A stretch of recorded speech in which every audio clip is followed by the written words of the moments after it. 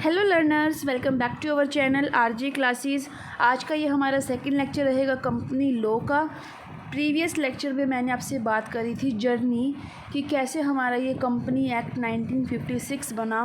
बीच में कौन कौन से एक्ट ऐसे आए थे कि तब जाकर हमारा जो कंपनी एक्ट है वो 1956 बना, और ये कौन से पैटर्न पर बेस है।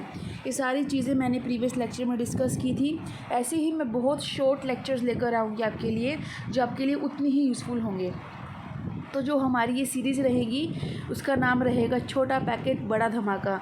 वीडियो सारी शॉर्ट रहेगी लेकिन आपके लिए बहुत यूज़फुल रहेगी। चलिए स्टार्ट करते हैं।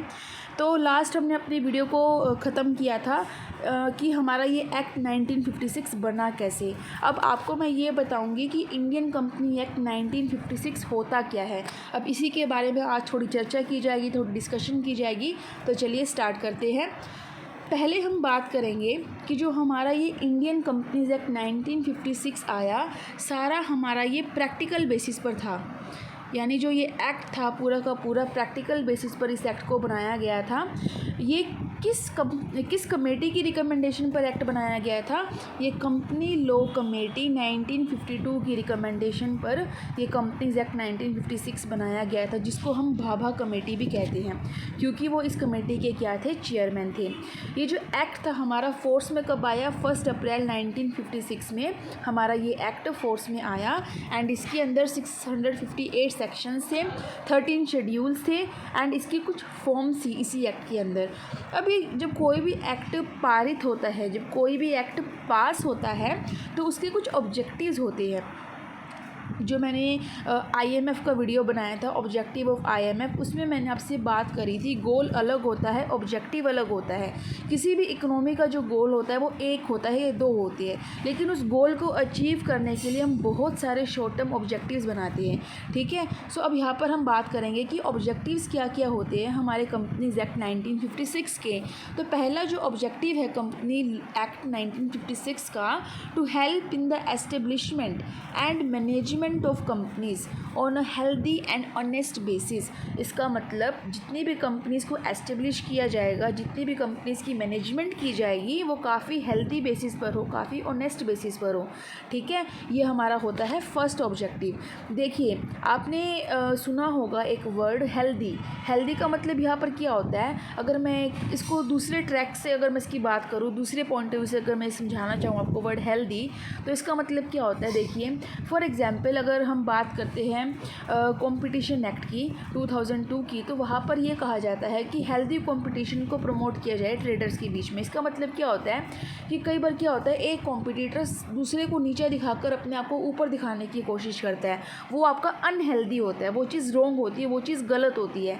हेल्दी का मतलब होता है कि एक पार्टी अपने एफर्ट्स कर रही है, दूसरी पार्टी अपने एफर्ट्स कर रही है, एक पार्टी अपने ट्रिक्स को यूज़ कर रही है, दूसरी पार्टी अपने ट्रिक्स को यूज़ कर रही है, और अपने क्वालिटी के बेसिस पर, अपने प्लानिंग के बेसिस पर वो कस्टमर्स को अपनी तरफ अट्रैक्ट करने की कोशिश करती है। जैसे प्राइसेस कम कर दिए, कोई स्कीम्स निकाल दी, कोई गिफ्ट वाउचर्स निकाल दिए। ठीक है। तो ऐसे कुछ स्कीम्स निकाल कर वे अपनी सेल्स को इंक्रीज़ करना चाहती है और वो सक्सेसफुल होना चाहती है अपने कॉम्पिटिटर से।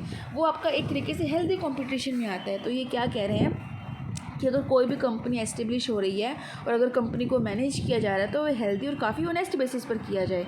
सेकंड हमारा पॉइंट आता है, to ensure that the rights and interest of share holders and creditors are recognised and respected by the management. यहाँ पर जो इंटरेस्ट है, इसका मतलब ब्याज नहीं है, यहाँ पर इंटरेस्ट का मतलब है बेनिफिट। ठीक है। कि कंपनीज एक्ट 1956 ये भी इंश्योर करता है कि जो भी कंपनी के रियल ओनर्स हैं, क्योंकि हम शेयर होल्डर्स को कंपनी के रियल ओनर्स बोलते हैं, जो कंपनी के शेयर होल्डर्स है या जो कंपनी के क्रेडिटर्स है। क्रेडिटर्स का मतलब होता है जिसको कंपनी से पैसा लेना होता है, या इन अदर वर्ड्स कंपनी को जिनको पैसा देना होता है। तो जो शेयर होल्डर्स है, जो क्रेडिटर्स है, उनसे किसी भी तरह का फ्रॉड ना हो, उनको रिकग्नाइज़ करे, उनको प्रायोरिटी दी जाए, एंड मैनेजमेंट उनकी रिस्पेक्ट करे। सेकेंड ऑब्जेक्टिव हमारा कंपनी एक्ट का क्या है? 1956 का। ओके। थर्ड ऑब्जेक्टिव हमारा क्या रहेगा? To ensure that the shareholders have the maximum say in the management of company affairs. यहाँ पर अफेयर्स का मतलब है एक्टिविटीज़। कंपनी में जितनी भी एक्टिविटीज़ हो रही है उसमें शेयर होल्डर का मैक्सिमम से मैक्सिमम पार्टिसिपेशन होना बहुत ज़रूरी है। ये हमारा है थर्ड ऑब्जेक्टिव। फोर्थ ऑब्जेक्टिव क्या है? To ensure that the affairs of the company are managed by a consensus to the maximum degree. इसका मतलब क्या है गाइस कि जो कंपनी में जितनी भी एक्टिविटीज़ हो रही है उसमें कोऑर्डिनेशन एस्टेब्लिश हो। अगर मान लीजिए पूरी एक पैनल बैठती है, डिसीज़न लिया जाता है, तो उसमें कोई अपना एक बंदा बाकी पर डिसीज़न को ना इम्पोज करे, उसको ना थोपे, सभी से पूछा जाए, सभी के साथ मिलकर कोऑर्डिनेशन के अंदर रहकर तालमेल बिठाकर सारी चीज़ों को मैनेज किया जाए। मैक्सिमम डिग्री तक कोऑर्डिनेशन होना बहुत ज़रूरी है। टू हेल्प द गवर्नमेंट, जो हमारा फिफ्थ ऑब्जेक्टिव है कंपनीज एक्ट 1956 का, वो क्या है कि गवर्नमेंट की हेल्प की जाए। गवर्नमेंट की हेल्प की जाए। अटेन का मतलब होता है फुलफिल। किस चीज़ को पूरा करने के लिए हेल्प की जाए? सोशल नीड्स को पूरा करने में हेल्प की जाए, इकोनॉमिक जस्टिस, इकोनॉमिक नीड्स को पूरा करने में हेल्प की जाए। एंड साथ ही साथ गवर्नमेंट की हेल्प करना एक सोशलिस्टिक पैटर्न ऑफ सोसाइटी को बनाना। देखिए, सोशलिस्टिक पैटर्न ऑफ सोसाइटी को बनाना भी कंपनीज एक्ट 1956 का एक इम्पॉर्टेंट ऑब्जेक्टिव है। सोशलिस्टिक पैटर्न ऑफ सोसाइटी का मतलब सोसाइटी का ऐसा पैटर्न जहाँ पर पूरा इंटरफेरेंस गवर्नमेंट का हो।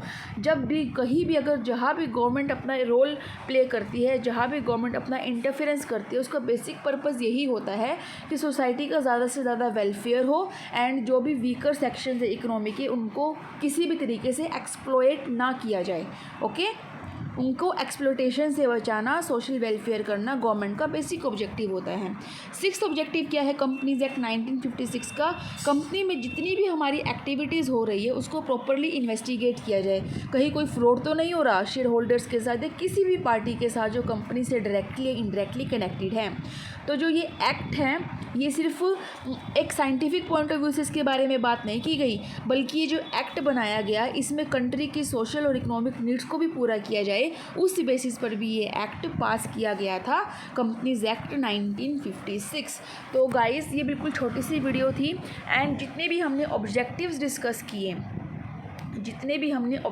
डिस्कस किए, ये जो ऑब्जेक्टिव्स थे एक गोल को पूरा करने के लिए बनाए गए। तो आप खुद सोचिए, जो हमने सारे ऑब्जेक्टिव्स पढ़े तो इसके पीछे गोल क्या होगा? सीधी सी बात है, हमारी कंट्री की डेवलपमेंट करना। तो वो एक गोल है और ये गोल तभी पूरा होगा जब ये सारे ऑब्जेक्टिव्स पूरे किए जाएंगे। ठीक है, जब आप शॉर्ट टर्म ऑब्जेक्टिव्स को पूरा करते जाएंगे तो जो आपका गोल है वो अल्टीमेटली क्या हो जाएगा? पूरा हो जाएगा। फॉर एग्जाम्पल आपको JRF क्लियर करना है, दैट इज़ योर गोल। अब आप इस गोल को पूरा करने के लिए छोटे छोटे ऑब्जेक्टिव्स बनाएंगे कि हमें मंथली कितना अपना सिलेबस कवर करना है, ठीक है, या हमें इतना हमारा कॉन्सेप्ट क्लैरिटी होना चाहिए। तो आप जब उन छोटे छोटे ऑब्जेक्टिव्स को पूरा करते चले जाएंगे आपका ऑटोमेटिक JRF क्लियर हो जाएगा। या जो भी आपका ऑब्जेक्टिव है, आपको अपने कॉलेज में अच्छे मार्क्स स्कोर करने हैं, आपको JRF क्लियर करना है, यानी जो भी आपका गोल है उस गोल को पूरा करने के लिए क्या करते हैं, हम छोटे छोटे ऑब्जेक्टिव्स बनाते हैं और जब हम ऑब्जेक्टिव्स को पूरा करते जाएंगे आपका गोल अल्टीमेटली पूरा हो जाएगा। सो गाइज, आज की हमारी ये वीडियो बिल्कुल छोटी सी कंपनीज एक्ट 1956 और उसके ऑब्जेक्टिव मैंने डिस्कस कर लिया आपके साथ। जो नेक्स्ट वीडियो मेरा रहेगा उसमें मैं आपसे डिस्कस करूंगी कि जो हमारा कंपनीज एक्ट 2013 है, क्योंकि अब हम वही पढ़ रहे हैं कंपनीज एक्ट 2013, ठीक है, आप रिसेंटली बुक्स में यही चीज़ें पढ़ रहे हैं, तो वो कैसे बना?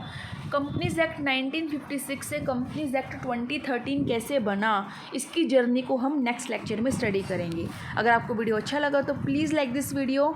आपका लाइक मुझे बहुत अप्रिशिएट करता है, मुझे बहुत मोटिवेट करता है। आपका एक लाइक से मुझे बहुत बहुत बहुत ज़्यादा खुशी होती है। तो प्लीज़ लाइक कीजिएगा वीडियो को अगर आपको अच्छा लगा। एंड अगर आपकी कोई क्वेरीज़ है तो you can type in comment section and I will resolve your doubt. Thank you, take care, bye bye.